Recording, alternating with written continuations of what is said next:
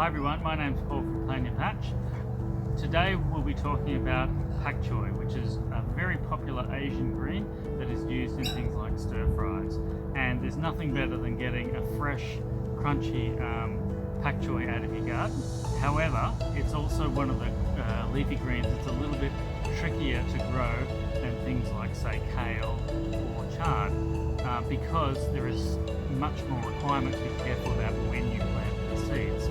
Now, the ideal time to grow pak choi is in the cooler periods of the year, when you're away from the blazing heat of the summer. And the reason for that is because if you grow in summer, yes, you'll still get the germination of the seeds and you'll get a plant, but they will bolt very, very quickly, which means that the plants can turn bitter and you just don't get a good quality plant for bringing inside.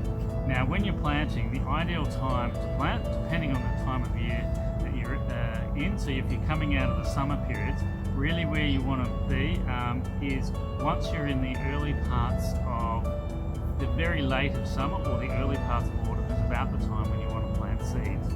Now, if you miss your window of planting, it's quite okay to go and buy yourself some seedlings. So the ones we've got in front of us now were purchased as seedlings and they've gone in the ground about 2 to 3 weeks ago.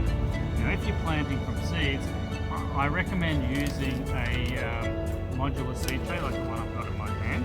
And the reason for that is because you can basically create plugs of soil within these modular trays, which you can firm in very tightly, so that when you come to transfer the seedling into the ground, that you're picking up the entire plug and it comes out of the chunk and you can place it in the ground. And the advantage of that is that it reduces the amount of root disturbance that occurs. So to do that, what you want to do is fill the seed tray with seed raising mix and firm it in with your fingers, and then ideally you want to put in about 2 to 3 seedlings per modular cell that you have. And the reason for that is to ensure that you get at least one plant in every cell. Now, if more than one plant comes up, then what you should be doing is thinning it down to having one plant in each cell and just throw the other ones away.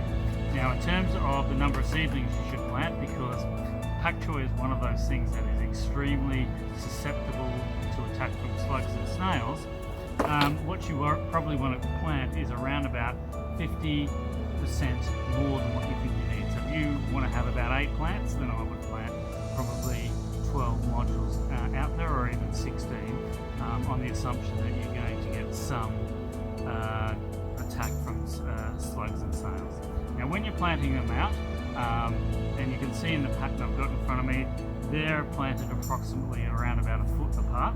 Now, that's bigger than what a lot of people recommend, but the reason that I'm doing that is because this also allows me to intercrop with other plants. So you'll see another video coming up shortly where we'll be looking at how we intercrop between this, so we can get 2 crops growing simultaneously.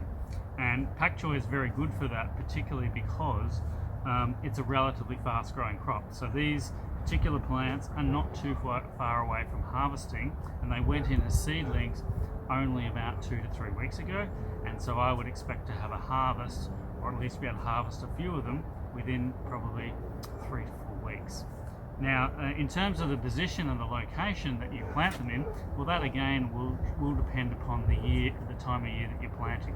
So right now we're in autumn going into winter, which means that the days are cooling down, the amount of light we're getting is reducing, which means that the ideal place you want to plant them is out into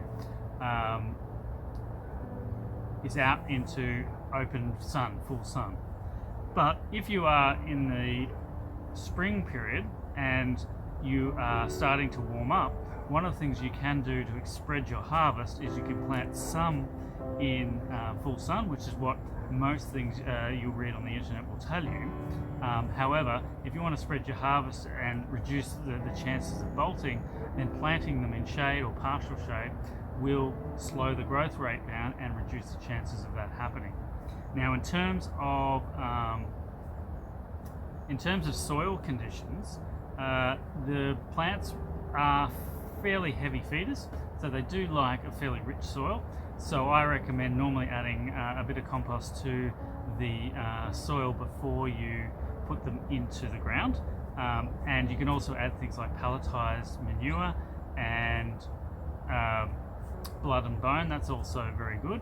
And probably the other really critical thing, because they are so susceptible to attack from slugs and snails, is you definitely need to put snail pellets around them, or even if you are worried about the temperatures that you're in your area, putting cloches around are also a good idea, because they also provide a physical barrier to protecting the plants. Now, in terms of harvest, and harvest will come around really quickly, basically what you need to do is that when you're ready to harvest, as you see them in the stores, you can cut them right at the base of the plant and just take the whole plant.